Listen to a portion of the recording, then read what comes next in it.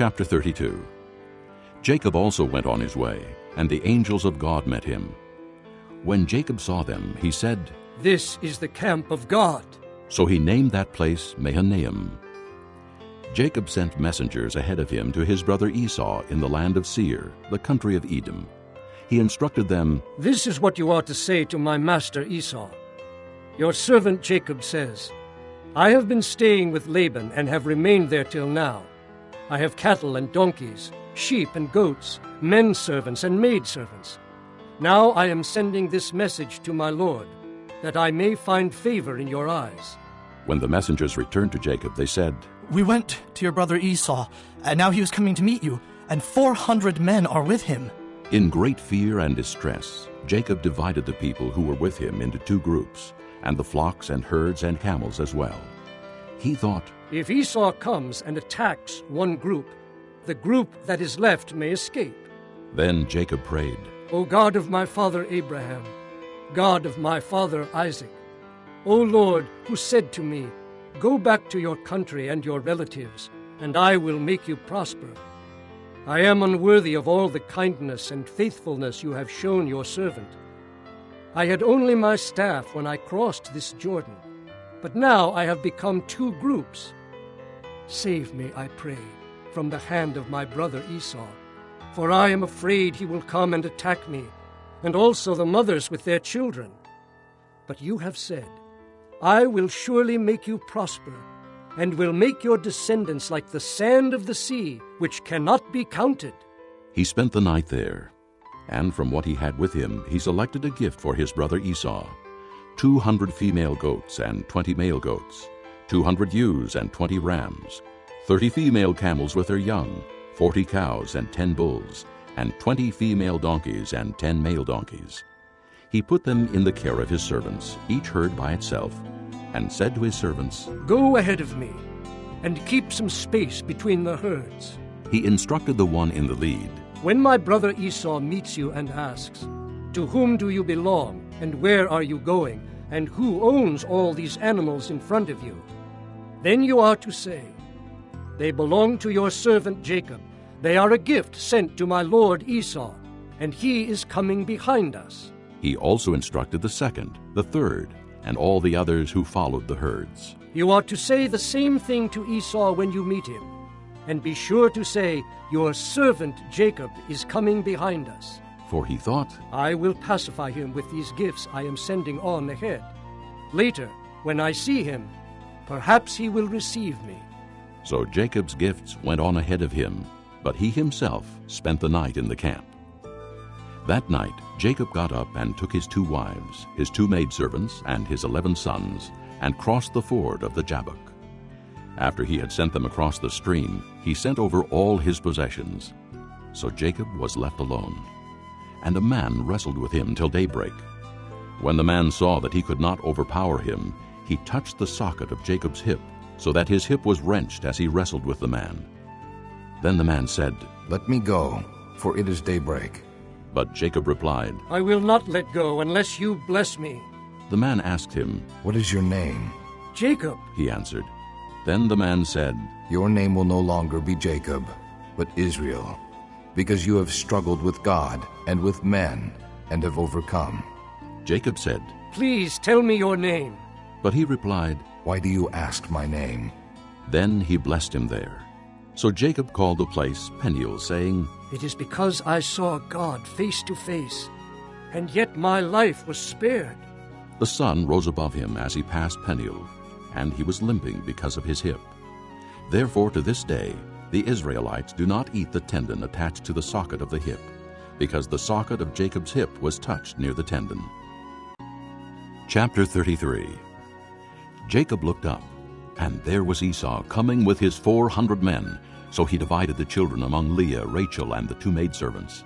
He put the maidservants and their children in front, Leah and her children next, and Rachel and Joseph in the rear. He himself went on ahead and bowed down to the ground 7 times as he approached his brother. But Esau ran to meet Jacob and embraced him. He threw his arms around his neck and kissed him, and they wept. Then Esau looked up and saw the women and children. Who are these with you? He asked. Jacob answered, They are the children God has graciously given your servant." Then the maidservants and their children approached and bowed down. Next, Leah and her children came and bowed down. Last of all came Joseph and Rachel, and they too bowed down. Esau asked, "What do you mean by all these droves I met?" "To find favor in your eyes, my lord." he said. But Esau said, "I already have plenty, my brother. Keep what you have for yourself." "No, please. said Jacob. If I have found favor in your eyes, accept this gift from me. For to see your face is like seeing the face of God. Now that you have received me favorably, please accept the present that was brought to you. For God has been gracious to me, and I have all I need." And because Jacob insisted, Esau accepted it. Then Esau said, "Let us be on our way. I'll accompany you." But Jacob said to him, "My lord knows that the children are tender, and that I must care for the ewes and cows that are nursing their young. If they are driven hard just one day, all the animals will die. So let my lord go on ahead of his servant, while I move along slowly at the pace of the droves before me and that of the children, until I come to my lord in Seir." Esau said, "Then let me leave some of my men with you." "But why do that? Jacob asked. Just let me find favor in the eyes of my lord." So that day Esau started on his way back to Seir. Jacob, however, went to Succoth, where he built a place for himself and made shelters for his livestock. That is why the place is called Succoth. After Jacob came from Paddan-aram, he arrived safely at the city of Shechem in Canaan and camped within sight of the city. For 100 pieces of silver he bought from the sons of Hamor, the father of Shechem, the plot of ground where he pitched his tent. There he set up an altar and called it El Elohe Israel. Chapter 34. Now Dinah, the daughter Leah had borne to Jacob, went out to visit the women of the land. When Shechem, son of Hamor the Hivite, the ruler of that area, saw her, he took her and violated her. His heart was drawn to Dinah, daughter of Jacob, and he loved the girl and spoke tenderly to her. And Shechem said to his father Hamor, "Get me this girl as my wife."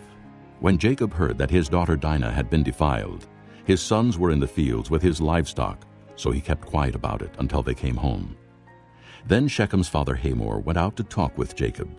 Now Jacob's sons had come in from the fields as soon as they heard what had happened. They were filled with grief and fury, because Shechem had done a disgraceful thing in Israel by lying with Jacob's daughter, a thing that should not be done. But Hamor said to them, "My son Shechem has his heart set on your daughter. Please give her to him as his wife. Intermarry with us. Give us your daughters and take our daughters for yourselves. You can settle among us. The land is open to you. Live in it, trade in it, and acquire property in it." Then Shechem said to Dinah's father and brothers, "Let me find favor in your eyes, and I will give you whatever you ask. Make the price for the bride and the gift I am to bring as great as you like, and I'll pay whatever you ask me. Only give me the girl as my wife." Because their sister Dinah had been defiled, Jacob's sons replied deceitfully as they spoke to Shechem and his father Hamor. They said to them, "We can't do such a thing. We can't give our sister to a man who is not circumcised. That would be a disgrace to us. We will give our consent to you on one condition only, that you become like us by circumcising all your males.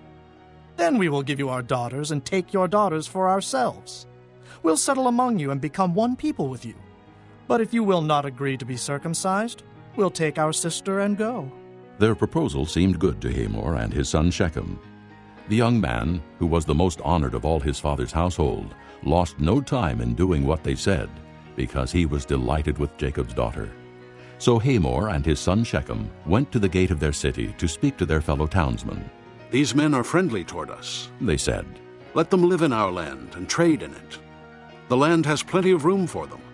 We can marry their daughters and they can marry ours. But the men will consent to live with us as one people only on the condition that our males be circumcised as they themselves are. Won't their livestock, their property, and all their other animals become ours? So let us give our consent to them, and they will settle among us." All the men who went out of the city gate agreed with Hamor and his son Shechem, and every male in the city was circumcised. 3 days later, while all of them were still in pain, 2 of Jacob's sons, Simeon and Levi, Dinah's brothers, took their swords and attacked the unsuspecting city, killing every male. They put Hamor and his son Shechem to the sword, and took Dinah from Shechem's house, and left. The sons of Jacob came upon the dead bodies and looted the city where their sister had been defiled. They seized their flocks and herds and donkeys, and everything else of theirs in the city and out in the fields. They carried off all their wealth and all their women and children, taking as plunder everything in the houses. Then Jacob said to Simeon and Levi, You have brought trouble on me by making me a stench to the Canaanites and the Perizzites, the people living in this land. We are few in number, and if they join forces against me and attack me, I and my household will be destroyed. But they replied, Should he have treated our sister like a prostitute?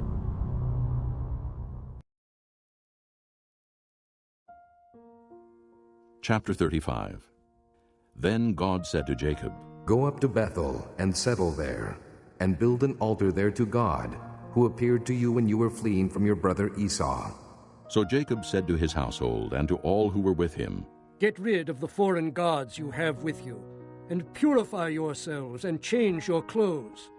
Then come, let us go up to Bethel, where I will build an altar to God, who answered me in the day of my distress, and who has been with me wherever I have gone. So they gave Jacob all the foreign gods they had, and the rings in their ears, and Jacob buried them under the oak at Shechem. Then they set out, and the terror of God fell upon the towns all around them, so that no one pursued them. Jacob and all the people with him came to Luz, that is Bethel, in the land of Canaan. There he built an altar, and he called the place El Bethel, because it was there that God revealed himself to him when he was fleeing from his brother. Now Deborah, Rebekah's nurse, died, and was buried under the oak below Bethel. So it was named Allon-Bacuth. After Jacob returned from Paddan Aram, God appeared to him again and blessed him.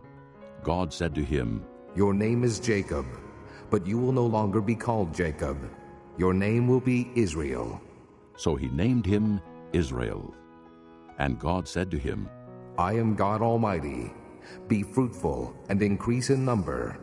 A nation and a community of nations will come from you, and kings will come from your body. The land I gave to Abraham and Isaac I also give to you, and I will give this land to your descendants after you. Then God went up from him at the place where he had talked with him. Jacob set up a stone pillar at the place where God had talked with him, and he poured out a drink offering on it.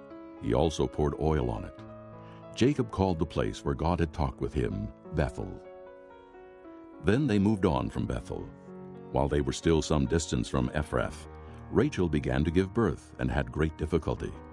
And as she was having great difficulty in childbirth, the midwife said to her, Don't be afraid, for you have another son. As she breathed her last, for she was dying, she named her son Benoni, but his father named him Benjamin. So Rachel died and was buried on the way to Ephrath, that is Bethlehem. Over her tomb Jacob set up a pillar, and to this day that pillar marks Rachel's tomb. Israel moved on again and pitched his tent beyond Migdal-Eder. While Israel was living in that region, Reuben went in and slept with his father's concubine Bilhah, and Israel heard of it. Jacob had 12 sons, the sons of Leah, Reuben, the firstborn of Jacob, Simeon, Levi, Judah, Issachar, and Zebulun. The sons of Rachel, Joseph and Benjamin. The sons of Rachel's maidservant Bilhah, Dan, and Naphtali. The sons of Leah's maidservant Zilpah, Gad, and Asher. These were the sons of Jacob, who were born to him in Paddan Aram. Jacob came home to his father Isaac in Mamre, near Kiriath Arba, that is Hebron, where Abraham and Isaac had stayed. Isaac lived 180 years. Then he breathed his last and died, and was gathered to his people old and full of years, and his sons Esau and Jacob buried him. Chapter 36. This is the account of Esau, that is Edom. Esau took his wives from the women of Canaan, Adah, daughter of Elon the Hittite, and Oholibamah, daughter of Anah, and granddaughter of Zibeon the Hivite. Also Basemath, daughter of Ishmael, and sister of Nebaioth. Adah bore Eliphaz to Esau, Basemath bore Reuel, and Oholibamah bore Jeush, Jalem, and Korah. These were the sons of Esau, who were born to him in Canaan.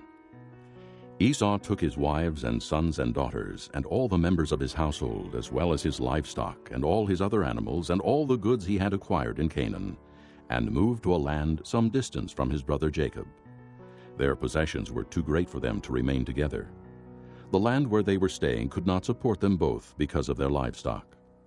So Esau, that is Edom, settled in the hill country of Seir. This is the account of Esau, the father of the Edomites in the hill country of Seir.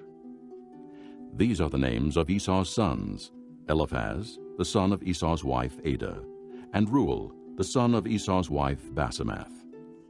The sons of Eliphaz: Teman, Omar, Zepho, Gatam, and Kenaz. Esau's son Eliphaz also had a concubine named Timnah, who bore him Amalek. These were grandsons of Esau's wife Adah. The sons of Reuel: Nahath, Zerah, Shammah, and Mizah. These were grandsons of Esau's wife Basemath. The sons of Esau's wife Oholibamah, daughter of Anah and granddaughter of Zibeon, whom she bore to Esau: Jeush, Jalem, and Korah. These were the chiefs among Esau's descendants, the sons of Eliphaz, the firstborn of Esau: chiefs Teman, Omar, Zepho, Kenaz, Korah, Gatam, and Amalek. These were the chiefs descended from Eliphaz in Edom. They were grandsons of Adah.